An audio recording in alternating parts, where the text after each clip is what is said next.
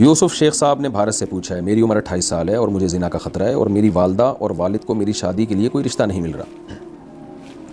اس لیے میرا ایک رشتہ ہے جو میری خالہ کی طرف سے ہے، لیکن مسئلہ یہ ہے کہ میری خالہ نے ایک غیر مذہب کے شخص سے شادی کی اور ان کی ایک بیٹی ہے اور وہ مجھ سے شادی کرنا چاہتی ہے۔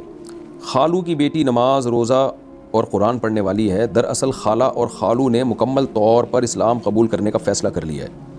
لیکن میرے چچا نے شادی سے سختی سے منع کر دیا ہے، کیونکہ ان کا کہنا ہے کہ میرے خالو اور خالہ نے اسلام کا استعمال صرف اپنی بیٹی کی شادی کے لیے کیا ہے، تو کیا مجھے یہ رشتہ کرنا چاہیے یا نہیں کرنا چاہیے؟ دیکھیں، آپ کی خالہ نے غیر مذہب کے شخص سے جب شادی کی ہے تو وہ شادی ہوئی نہیں ہے شرعی طور پر، یعنی غیر مسلم سے اگر شادی کی ہے تو مسلم عورت کا غیر مسلم سے نکاح نہیں ہوتا۔ بہرحال اب بچی کا جہاں تک، ان کی بیٹی کا جہاں تک تعلق ہے، تو اب ان کے والدین کی شادی ہوئی ہو یا نہ ہوئی ہو